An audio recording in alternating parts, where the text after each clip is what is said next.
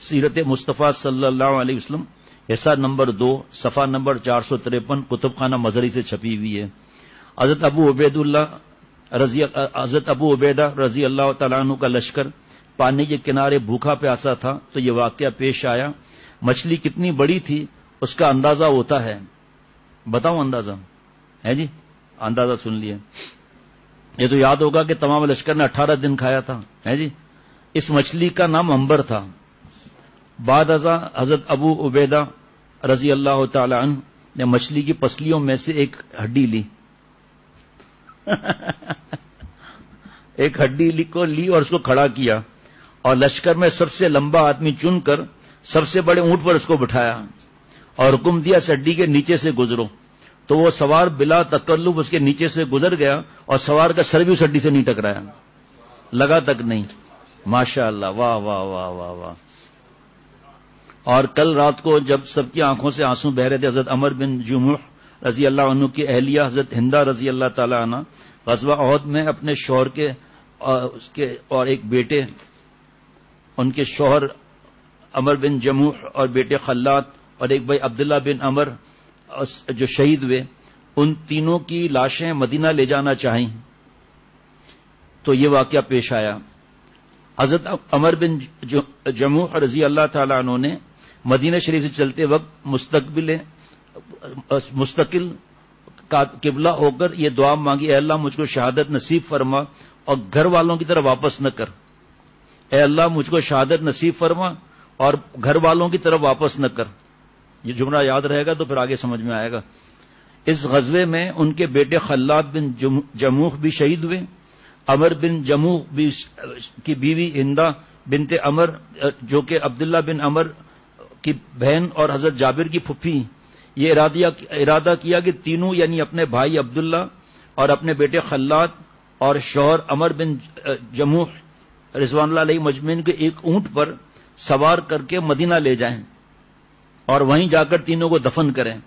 لیکن جب مدینہ کا قصد کرتی تو اونٹ بیٹھ جاتا تھا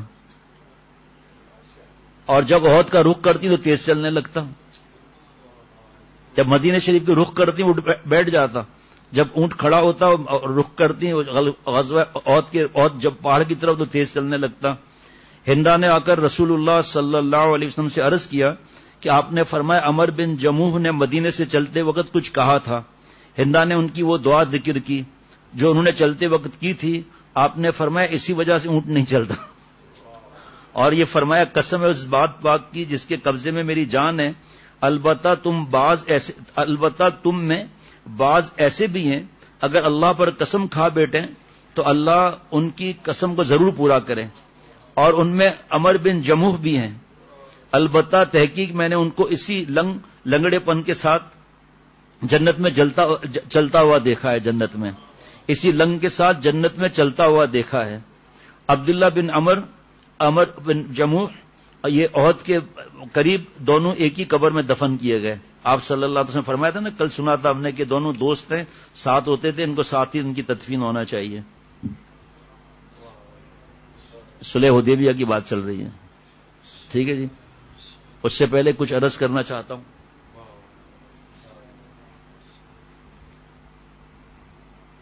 جگر کا تھامنا پڑے گا بھائی۔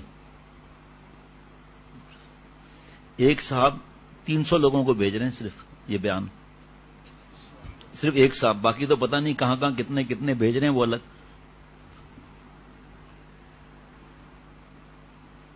اور جو فائدے کے میسج یا ای میل آ رہے ہیں میں بتاؤں تو پھر میرے خیال میں 12 تو بج جائیں گے روز۔ اللہ تعالیٰ قبول فرمائے۔ ما اصابک من حسنۃ فمن اللہ۔ صحیح بخاری میں حضرت ابو ہریرہ رضی اللہ عنہ سے مروی ہے کہ یہ لوگ سردار بنی حنیفہ ثمامہ بن اثال کو گرفتار کر کے آپ صلی اللہ علیہ وسلم کی خدمت میں لائے۔ آپ صلی اللہ علیہ وسلم نے ان کو مسجد کے ستون سے باندھنے کا حکم دیا تاکہ مسلمانوں کی نماز اور بارگاہ خداوندی میں عجز و نیاز کا نظارہ کریں، جن کے دیکھنے سے خدا یاد آتا تھا اور ان کے عمل کو دیکھ کر آخرت کی رغبت پیدا ہوتی تھی، اور ان کے انوار و برکات اندر ہی اندر دلوں کی ظلمتوں اور تاریکیوں کو صاف کرتے تھے۔ رسول اللہ صلی اللہ علیہ وسلم جب ان کے پاس سے گزرے تو فرمایا اے ثمامہ میری نسبت تمہارا کیا گمان ہے؟ ثمامہ نے کہا میرا گمان آپ صلی اللہ علیہ وسلم کے ساتھ اچھا ہے، اگر آپ صلی اللہ علیہ وسلم قتل کریں تو ایک خونی کو قتل کریں گے جو قتل کا مستحق ہے، اور اگر انعام و احسان فرمائیں گے تو ایک شکر گزار پر انعام و احسان ہوگا، اگر آپ کو مال مطلوب ہے تو جتنا چاہیں حاضر کروں۔ بہت بڑے سردار تھے۔ رسول اللہ صلی اللہ علیہ وسلم سن کر خاموشی سے گزر گئے۔ دوسرے دن پھر ادھر سے گزرے اور ثمامہ سے دریافت کیا اے ثمامہ میری نسبت تمہارا کیا گمان ہے؟ تربیت کا انداز دیکھو نا آپ۔ ثمامہ نے عرض کیا کہ آپ صلی اللہ علیہ وسلم آپ کا تلطف محسوس کر کے پہلا اور تیسرا جملہ حذف کر دیا اور صرف اتنا کہا کہ اگر احسان فرمائے تو ایک شکر گزار پر احسان ہوگا۔ آپ صلی اللہ علیہ وسلم یہ سن کر پھر خاموشی سے گزر گئے۔ تیسرے روز پھر اس طرف سے گزرے اور وہی سوال فرمایا۔ ثمامہ نے کہا میرا گمان وہی ہے جو میں کل عرض کر چکا ہوں، اور آپ صلی اللہ علیہ وسلم کے اخلاق مبارکہ دیکھ کر اور اتنا آج عرض کیا، باقی سب چیزیں حذف کر دی کہ قاتل کو قتل کر دیں اور یہ سب مال دوں وغیرہ کچھ نہیں، اور عرض کیا اپنا معاملہ آپ صلی اللہ علیہ وسلم کے اخلاق جمیل اور عفو و کرم پر چھوڑ دیا۔ رحمت للعالمین ہے۔ اگرچہ ہمیں آپ صلی اللہ علیہ وسلم کی تعلیمات کی قدر نہیں، ہماری بہو بیٹیوں کو اب تک میرے خیال میں 15-17 تک قریب احادیث مبارکہ سنا چکا ہوں شوہر کے بارے میں۔ آپ صلی اللہ علیہ وسلم نے صحابہ رضوان اللہ علیہ مجمعین سے مخاطب ہو کر فرمایا ثمامہ کو کھول دو، اور ایک ابن اسحاق کی روایت میں ہے کہ خود ثمامہ سے آپ صلی اللہ علیہ وسلم نے فرمایا اے ثمامہ میں نے تجھ کو معاف کر دیا اور آزاد کیا۔ ثمامہ راہ ہوتے ہی مسجد کے قریب ایک نخلستان تھا، وہاں جا کر غسل کیا، پھر مسجد میں آئے اور کہا اشہد ان لا الہ الا اللہ و اشہد ان محمد رسول اللہ، اور آپ صلی اللہ علیہ وسلم سے مخاطب ہو کر عرض کیا کہ اے محمد صلی اللہ علیہ وسلم اس سے پیشتر آپ صلی اللہ علیہ وسلم کے چہرے سے زیادہ کوئی چہرہ مجھ کو دنیا میں نعوذ باللہ مبغوض نہ تھا، اور آج آپ کے چہرے سے زیادہ روئے زمین پر کوئی چہرہ مجھ کو محبوب اور پیارا نہیں۔ اس سے پہلے آپ صلی اللہ علیہ وسلم کے دین سے زیادہ کوئی دین مجھ کو مبغوض نہ تھا، اور آج سب سے زیادہ آپ صلی اللہ علیہ وسلم کا دین ہی مجھ کو محبوب ہے، اور آپ صلی اللہ علیہ وسلم کے شہر سے زیادہ کوئی شہر مبغوض نہ تھا، اور آج آپ صلی اللہ علیہ وسلم کے شہر مدینہ شریف سے زیادہ مجھ کو کوئی شہر محبوب نہیں۔ میں عمرے کے ارادے سے جا رہا تھا کہ آپ صلی اللہ علیہ وسلم کے سوار مجھے گرفتار کر کے لائے، اب جو ارشاد ہو۔ آپ صلی اللہ علیہ وسلم نے ان کو عمرہ کرنے کا حکم دیا اور خوشخبری دی، یعنی تم صحیح سلامت رہو گے، کوئی تم کو ضرر نہیں پہنچا سکے گا۔ ثمامہ رضی اللہ عنہ جب مکے آئے تو کسی کافر نے کہا ثمامہ تو بے دین ہو گیا؟ ثمامہ نے کہا ہرگز نہیں، میں تو رسول اللہ صلی اللہ علیہ وسلم کے ساتھ مسلمان ہو گیا ہوں، یعنی میں بے دین نہیں ہوں، اس لیے کہ کفر اور شرک کا کوئی دین نہیں کفر اور شرک کا کوئی دین نہیں، بلکہ لف اور بےہودہ خیال ہے۔ میں تو اللہ تعالیٰ کا مطیع اور فرما بردار بندہ بن گیا ہوں اور اپنے آپ کو اسی کے حوالے اور سپرد کر دیا ہے۔ خدا کی قسم میں کبھی تمہارے مذہب کی طرف رجوع نہ کروں گا، اور خوب سمجھ لو یمامہ سے جو غلہ تمہارے پاس آتا ہے اب ایک دانہ بھی تمہارے پاس نہیں آئے گا، یہاں تک کہ رسول صلی اللہ علیہ وسلم اجازت دیں۔ ثمامہ نے یمامہ پہنچ کر غلے کا آنا بند کر دیا۔ ایسی حالت بھی قریش نے مجبور ہو کر آپ صلی اللہ علیہ وسلم کی خدمت میں عریضہ لکھا کہ آپ صلی اللہ علیہ وسلم تو صلہ رحمی کا حکم دیتے ہیں، ہوئے ہوئے ہوئے ہوئے آپ صلی اللہ علیہ وسلم تو صلہ رحمی کا حکم دیتے ہیں، ہم آپ صلی اللہ علیہ وسلم کے رشتہ دار ہیں۔ آپ صلی اللہ علیہ وسلم ثمامہ کو خط لکھ کے بھیجیں کہ غلہ بھیجنا بدستور جاری کریں۔ لائے کوئی مثال دنیا میں ایسی؟ ان کی گردن ناپنے کا اس سے بہترین کیا موقع تھا؟ لیکن آپ صلی اللہ علیہ وسلم نے ثمامہ کو خط لکھ کر روانہ فرمایا کہ غلہ نہ روکیں۔ با اطاعت کی کیا بات تھی! اللہ۔ ثمامہ بن اسال رضی اللہ عنہ فضلہ صحابہ رضوان اللہ علیہ مجمعین میں سے تھے۔ آپ صلی اللہ علیہ وسلم کے وفات کے بعد جب اہل یمامہ مرتد ہوئے، جن کا یہ علاقہ تھا، اور مسلمہ کذاب مردود کے ساتھ ہو گئے، تو حضرت ثمامہ رضی اللہ عنہ نے یہ آیتیں لوگوں کے سامنے تلاوت کی۔ حامیم تنزیل الکتاب من اللہ العزیز العلیم غافر الذنب وقابل التوب شدید العقاب ذی الطول لا الہ الا ہو الیہ المصیر. یہ کتاب اتاری گئی ہے اس اللہ کے جانب سے جو غالب ہے اور دانا ہے اور گناہوں کا بخشنے والا اور توبہ کا قبول کرنے والا ہے اور مجرموں کو سخت سزا دینے والا، دوستوں کو بڑا انعام دینے والا ہے. اس کے سوا کوئی معبود نہیں، اسی کی طرف لوٹ کر سب کو جانا ہے. اور بعد ازاں لوگوں سے مخاطب ہو کر یہ فرمایا بھلا انصاف تو کرو. اس کلام معجزہ نظام کو مسلمہ کذاب کے بکواس سے کیا نسبت؟ حضرت ثمامہ رضی اللہ عنہ کی حقانیت و اخلاص میں ڈوبے ہوئے یہ کلمات اثر کر گئے. 3000 آدمی مسلمہ کذاب کا ساتھ چھوڑ کر آغوش اسلام میں آ گئے.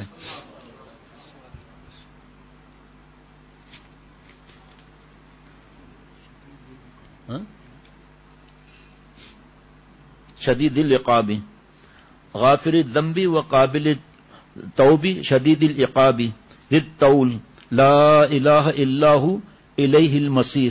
شاباش. اور پھر حضرت ثمامہ نے لوگوں کو مسلمہ کذاب کی اتباع سے روکا اور فرمایا اے لوگوں تم اپنے کو اس تاریک امر سے بچاؤ، اس میں کہیں نور کا نام و نشان نہیں، البتہ تحقیق یہ شقاوت اور بدبختی ہے جس کو اللہ تعالیٰ نے لوگوں کے حق میں لکھ دیا ہے جنہوں نے اس کو قبول کیا، اور ابتلا اور امتحان ہے ان لوگوں کے حق میں جنہوں نے اسے اختیار نہیں کیا. اے بنی حنیفہ اس نصیحت کو خوب سمجھ لو. اس کے بعد پھر وہ نہیں مانے تو حضرت واپس ہو گئے. جو مسلمان ہو گئے تھے. اس میں بہت زیادہ سریے جو ہے ہوئے ہیں جس میں آپ صلی اللہ علیہ وسلم نے بھیجا. کسی جگہ آپ صلی اللہ علیہ وسلم خود بھی تشریف لے گئے.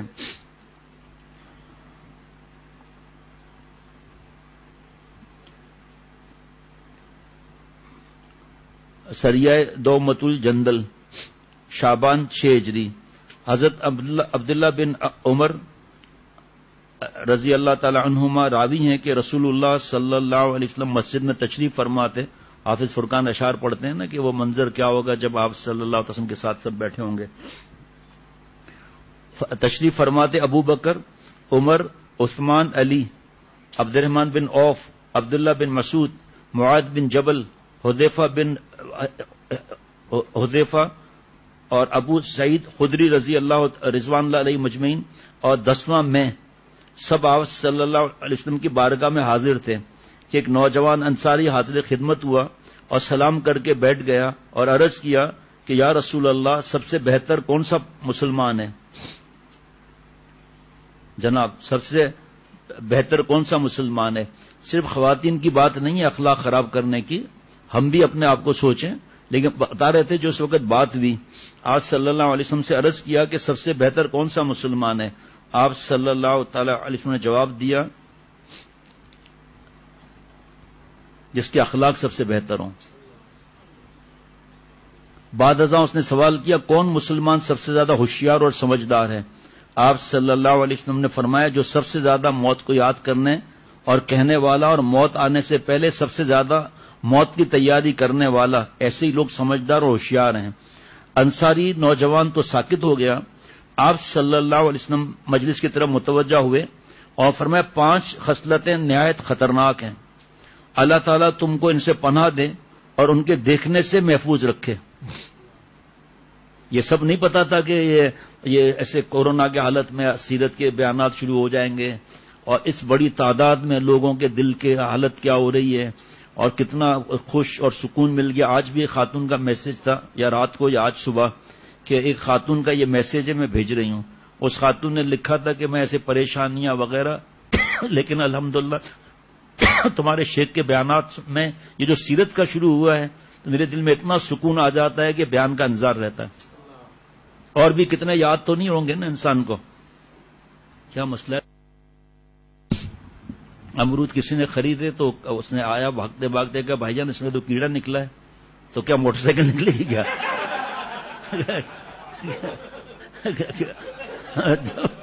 5 روپے میں کیا موٹر سائیکل نکلے گی کیا؟ لوگ ایسے چکر باز ہوتے ہیں، معافی مانگنے کے بجائے الٹا وہ اس کو ہی پھنسا رہے ہیں کہ 5 روپے میں تو کیڑا ہی نکلے گا تو اور کیا نکلے گا؟ موٹر سائیکل تو نہیں نکلے گی نا بھائی اس میں سے، تو پرچی نکلے گی کہ موٹر سائیکل آپ کی ہوئی. ہمارے ایک دوست حضرت کے اجازت یافتہ حضرت کے خادم، ٹشو دینا، بہت ماشاءاللہ خدمت والے شخص،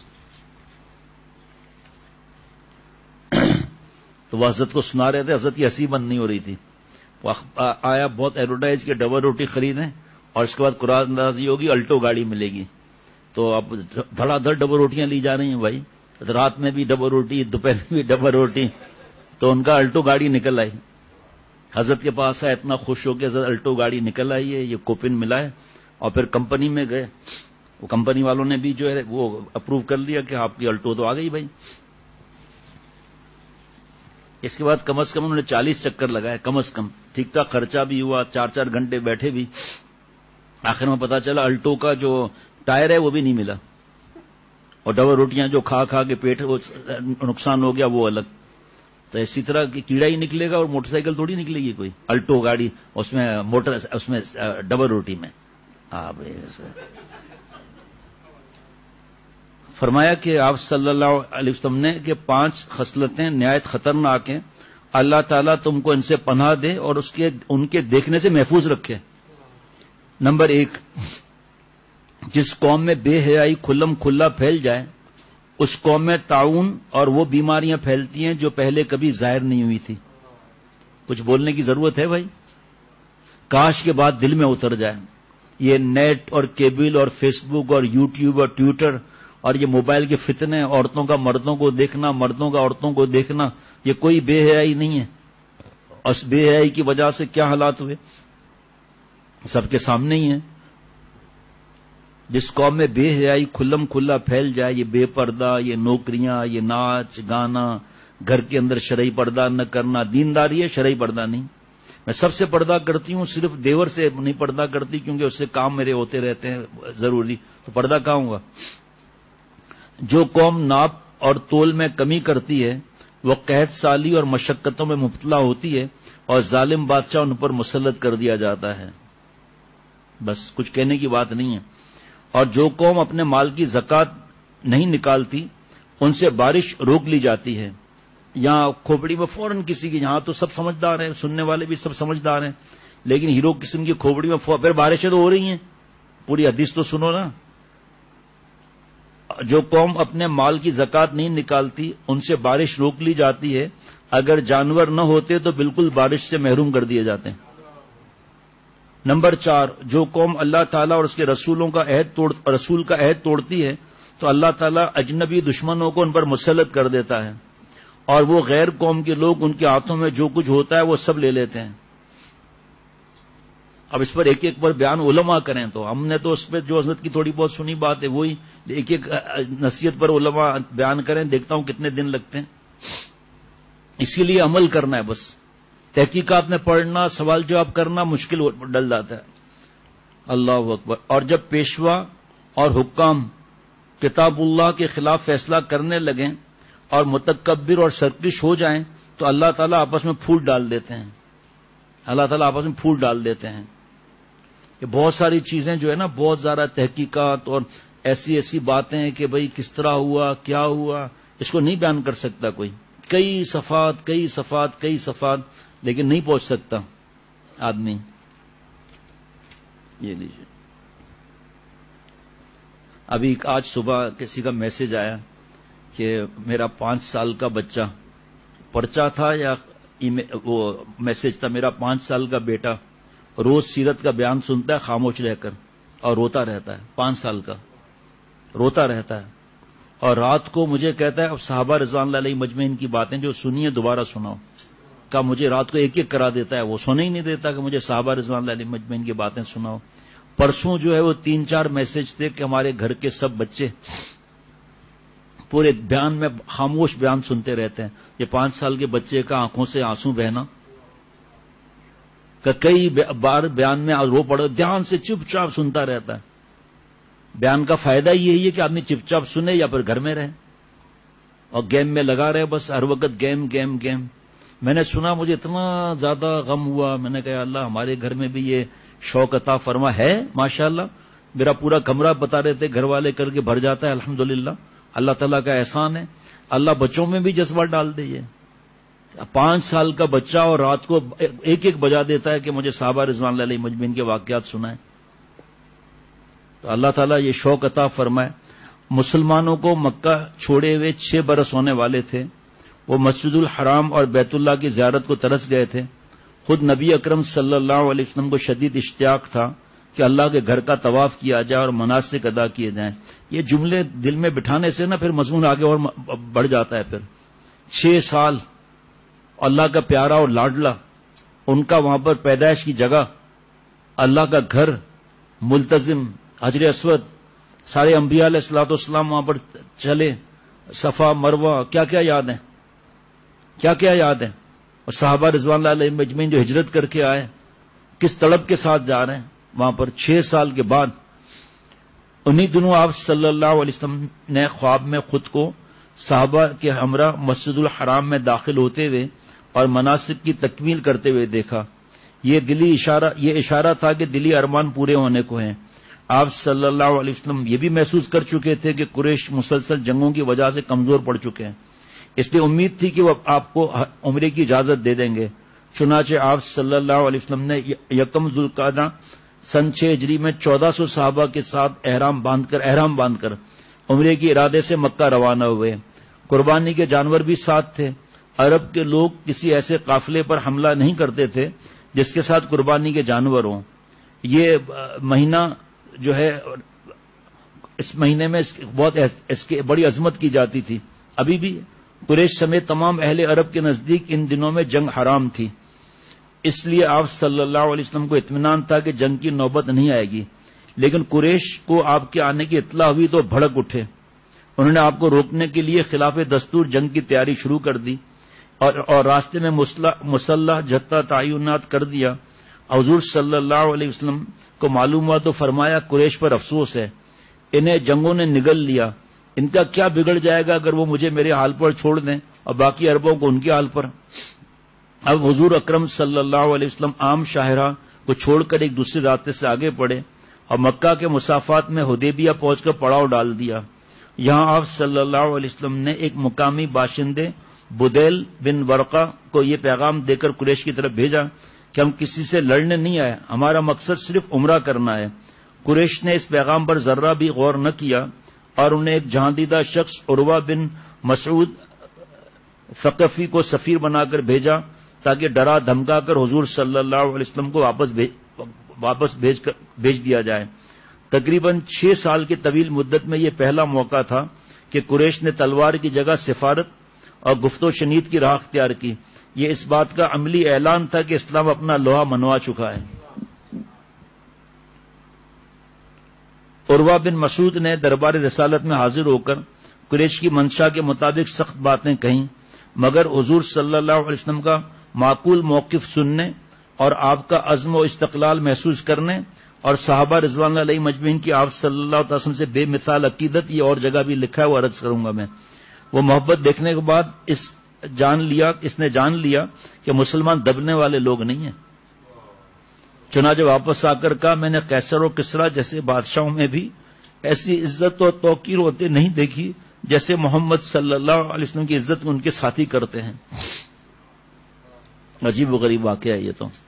قریش نے اپنے حلیف احابیش کے سردار حلیس کو بھی ڈرانے دھمکانے کے لیے مسلمانوں کے پاس بھیجا، مگر وہ قافلے میں قربانی کے جانور دیکھتے ہی واپس آ گیا اور کہنے لگا یہ ہمارے دین کے خلاف ہے کہ قربانی لے کر آنے والوں کو حرم میں داخلے سے روکیں. تم انہیں آنے دو ورنہ ہم سب احابیش تمہارا ساتھ چھوڑ کر چلے جائیں گے. قریش جو کمزور ہو چکے تھے احابیش سے تعلق توڑنے کا خطرہ مول نہیں لے سکتے تھے، اس لیے بڑے سٹپٹائے. عنوان ہے ابھی بیت رضوان. اس دوران نبی اکرم صلی اللہ علیہ وسلم نے صحابہ سے مشورہ کر کے حضرت عثمان رضی اللہ عنہ کو سفیر بنا کر قریش کی طرف بھیجا. انہوں نے آپ صلی اللہ علیہ وسلم کا موقف دوبارہ بڑی وضاحت کے ساتھ قریش کے رئیسوں کے سامنے پیش کر دیا. واپسی کے موقع پر قریش نے انہیں پیشکش کی کہ وہ چاہیں تو طواف کر لیں. وہ بولے، حضرت عثمان رضی اللہ تعالیٰ عنہ نے فرمایا جب تک رسول اللہ صلی اللہ علیہ وسلم کو طواف کی اجازت نہ ملے گی میں بھی طواف نہیں کروں گا۔ اس پر قریش کے سردار بگڑ گئے، انہیں نظر بند کر دیا۔ ادھر حضرت عثمان رضی اللہ عنہ کی واپسی میں تاخیر ہوئی تو مسلمانوں میں یہ افواہ پھیل گئی کہ انہیں شہید کر دیا گیا ہے۔ حضور اقدس صلی اللہ علیہ وسلم یہ سن کر بہت غمزدہ ہوئے۔ آپ اب تک صلح صفائی کا راہ تلاش کر رہے تھے، مگر آپ صلی اللہ علیہ وسلم کے نزدیک حضرت عثمان رضی اللہ عنہ کا خون اتنا قیمتی تھا کہ اسے معاف نہیں کیا جا سکتا تھا۔ رسول اللہ صلی اللہ علیہ وسلم نے ایک ببول کے درخت کے نیچے بیٹھ گئے اور صحابہ سے حضرت عثمان کے خون کے بدلے موت کی بیعت لی۔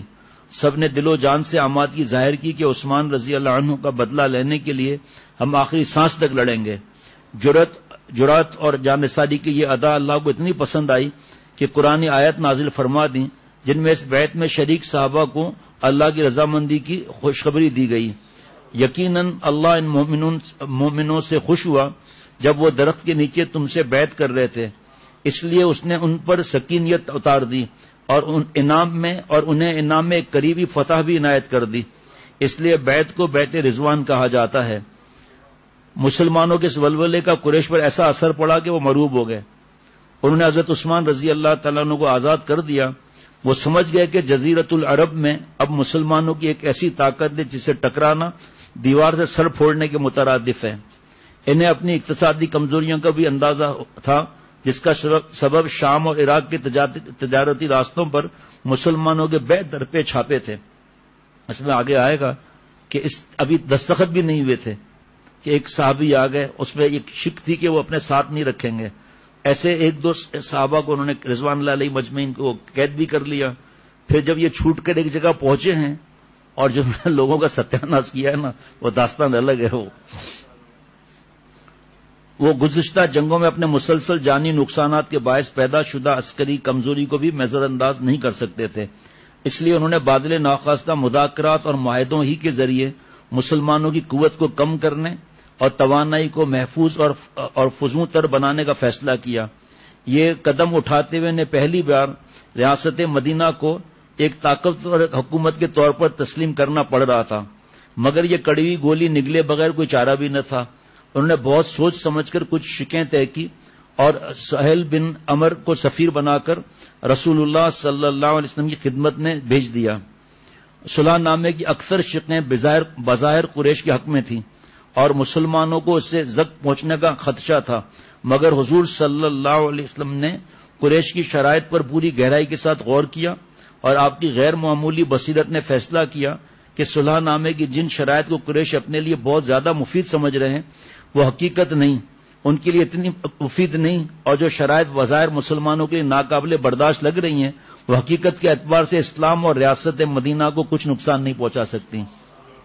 ہاں، کچھ مسلمانوں کو انفرادی طور پر امتحان اور آزمائش کا سامنا کرنا پڑ سکتا ہے، مگر آپ صلی اللہ علیہ وسلم کو پوری امید تھی کہ مسلمان اسے جھیل لیں گے۔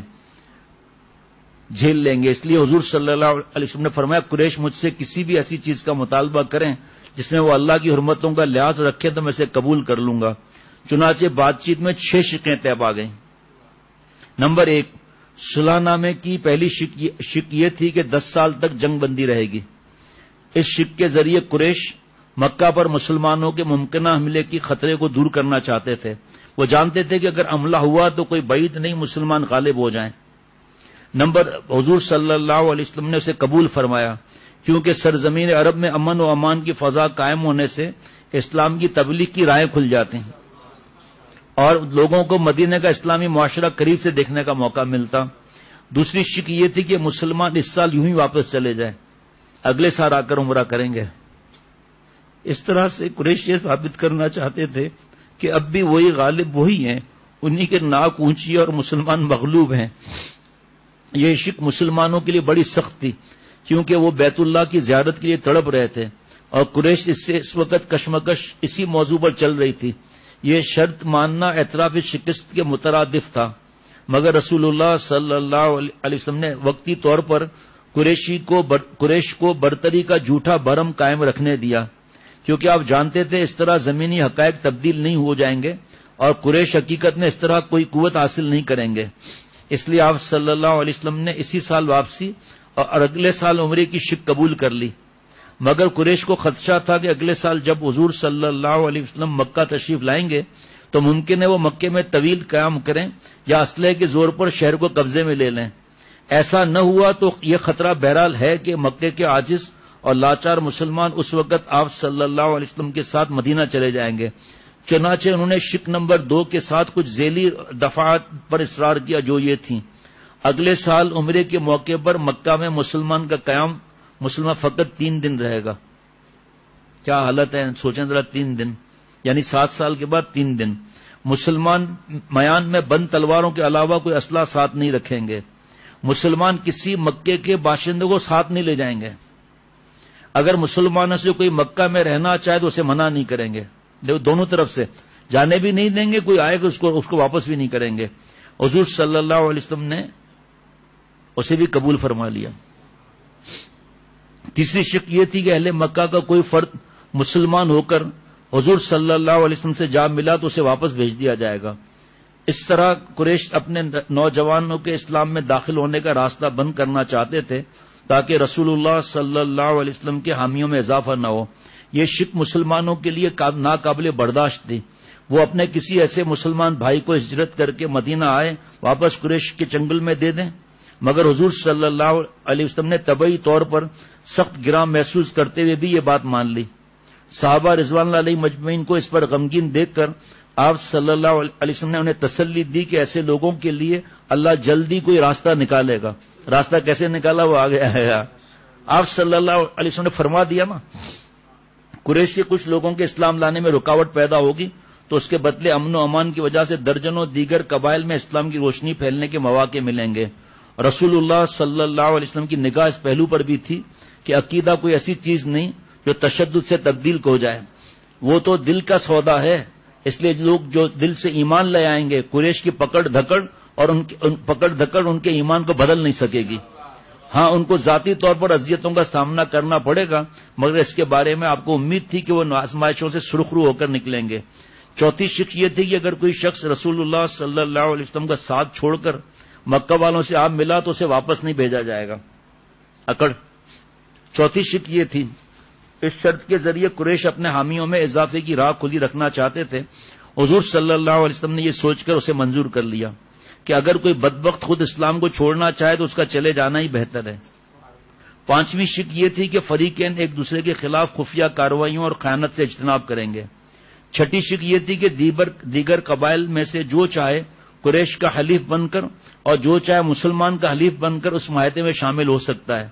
یہ ایک منصفانہ بات تھی جو مسلمانوں کے لیے مفید تھی، کیونکہ اس طرح انہیں نئے اتحادی میسر ہو سکتے تھے اور پورے عرب میں امن و امان کی فضا قائم ہو سکتی تھی۔ اس شک کے تحت موقع پر موجود بنو غزا حضور صلی اللہ علیہ وسلم کے اور بنو بکر قریش کے حلیف بن کر اس معاہدے میں شامل ہو گئے۔ سب سے آخر میں حضور صلی اللہ علیہ وسلم نے اس شک کا اضافہ فرمایا کہ ہمارے وہی حقوق تمہارے ذمے ہوں گے جو تمہارے ہمارے ذمے ہوں گے۔ مشرکین بھی اس قدر معقول بات پر کوئی اعتراض نہ کر سکے۔ اس شک کے ذریعے رسول اللہ صلی اللہ علیہ وسلم نے مسلمانوں کی برابر حیثیت کو تسلیم کرا لیا۔ اللہ، بس یہ بات بتاتا ہوں، آگے تو ہمت بھی نہیں ہے۔ اس مجلس معاہدہ میں قریش کا رویہ شدید ضد، پریشانی اور بے دلی کا عکاس تھا، جبکہ رسول اللہ صلی اللہ علیہ وسلم حد درجے رواداری، عالی حوصلگی اور فراست کے ساتھ معاہدے کو کامیاب بنانے کے لیے کوشاں تھے۔ معاہدے کی شرائط لکھوانے کے لیے حضور صلی اللہ علیہ وسلم نے اپنی طرف سے حضرت علی رضی اللہ تعالیٰ عنہ کو کاتب مقرر کیا تھا۔ انہوں نے اسلامی آداب کے عین مطابق دستاویز کی ابتدا بسم اللہ الرحمن الرحیم سے کی۔ اس پر کفار نے اعتراض کیا کہ ہم اللہ کو تو جانتے ہیں، رحمان اور رحیم کو نہیں، نعوذ باللہ۔ یہاں بسمک اللہم لکھو۔ حضور صلی اللہ علیہ وسلم نے ان کی بات قبول کر کے یہی لکھوا دیا۔ اس کے بعد حضرت علی رضی اللہ تعالیٰ نے لکھا، یہ وہ دستاویز ہے جس کا محمد رسول اللہ نے عہد کیا ہے۔ یہ عبارت دیکھتے ہی رؤسائے قریش نے شور مچا دیا، ہم اگر آپ کو اللہ کا رسول مانتے تو بھلا کس بات سے کیوں روکتے؟ ہمارے نزدیک فقط محمد بن عبداللہ ہیں، آپ محمد بن عبداللہ لکھوائیے۔ حضور صلی اللہ علیہ وسلم نے فرمایا میں محمد رسول اللہ بھی ہوں، میں محمد بن عبداللہ بھی ہوں، اگرچہ تم نے مجھے جھٹلایا۔ پھر آپ صلی اللہ علیہ وسلم نے تنازع ختم کرنے کے لیے حضرت علی رضی اللہ تعالیٰ عنہ سے فرمایا اچھا محمد رسول اللہ کو مٹا دو۔ حضرت علی رضی اللہ تعالیٰ عنہ کے لیے نام مبارک مٹانے سے خود کو مٹا دینا آسان تھا۔ عرض کیا کہ نہیں اللہ کے رسول، اللہ کی قسم آپ کے اسم گرامی میں کبھی نہیں مٹاؤں گا۔ آخر حضور صلی اللہ علیہ وسلم نے خود قلم لیا، اور آپ صلی اللہ علیہ وسلم تو امی تھے، اور حضرت علی رضی اللہ عنہ سے کہا مجھے وہ جگہ دکھاؤ جہاں رسول اللہ لکھا ہے۔ انہوں نے وہ مقام دکھایا، حضور صلی اللہ علیہ وسلم نے اسے مٹا دیا۔ اگرچہ آپ کو کتابت میں مہارت نہ تھی، مگر آپ نے اپنے دست مبارک سے اس کی جگہ بن عبداللہ تحریر فرما دیا۔ ابھی صلح نامے پر دستخط نہیں ہوئے تھے کہ ایک عجیب واقعہ پیش آیا جو مسلمانوں کی ہمت، حوصلے اور اطاعت رسول کا سخت ترین امتحان تھا۔ یہ ہوا کہ قریش کے سفیر سہیل بن عمر کے نوجوان بیٹے حضرت ابو جندل نے مکہ میں اسلام قبول کر لیا تھا۔ انہیں اس کی پاداش میں زنجیروں میں جکڑ کر رکھا گیا تھا، مگر وہ حضور اکرم صلی اللہ علیہ وسلم کی مکے کے قریب تشریف آوری کا سن کر کسی طرح بھاگ نکلے، اور اس حال میں آپ صلی اللہ علیہ وسلم کی خدمت میں پہنچے کہ پیروں میں بیڑیاں پڑی تھی۔ سہیل بن عمر نے دیکھا تو کہا معاہدے کے مطابق اسے واپس کیا جائے، بیٹا تھا ان کا۔ حضور صلی اللہ علیہ وسلم نے فرمایا ابھی صلح نامے پر دستخط تو ہوئے نہیں ہیں، مگر سہیل بن عمر نے بیٹے کی واپسی پر اصرار کیا۔ آخر حضور صلی اللہ علیہ وسلم نے انہیں واپس جانے کا حکم دیا۔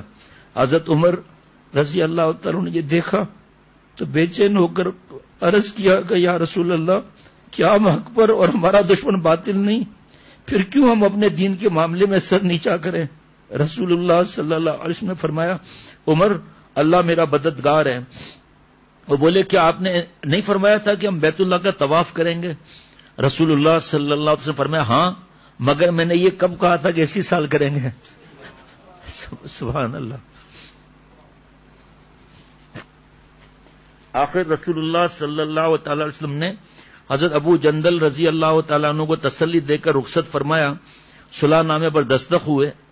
آپ صلی اللہ علیہ وسلم نے صحابہ رضوان اللہ علیہم مجمعین کو حکم دیا اپنے جانوروں کو قربان کر کے سر منڈوا کر احرام کھول دیں۔ 29 ذو الحجہ کو آپ مدینہ شریف واپس پہنچ گئے۔ باقی کل صلح حدیبیہ کے بعد کیا ہوا، اس میں کیسے فتوحات ہوئی، وہ انشاءاللہ کل انشاءاللہ۔ ایسی پھر حضرت ابو جندل رضی اللہ تعالیٰ عنہ نے دوسروں نے ایسی کارروائیاں کی کہ دماغ ٹھیک ہو گیا ان کا۔ اگر یہ لوگ چلے جاتے مدینہ شریف تو پھر کچھ نہیں کر سکتے تھے، اور وہ شک یہ تھی کہ وہاں آ نہیں سکتے، نہ آنے کی وجہ سے سب ایک جگہ جمع ہو گئے۔ پھر ان کے رگڑے ایسے دیے کہ ان کو ان کی نانی دادی بھی یاد آ گئی ہوگی ساتھ میں۔ ماشاء اللہ کیا باتیں ہیں بھائی، ہر بیان میں ماشاءاللہ چاشنی بڑھتی جا رہی ہے۔ ابھی تو آگے کی کیا فتح مکہ کیا ہے، پھر بھائی فتح مکہ کے دن اور اس سے پہلے کے کیا واقعات ہیں۔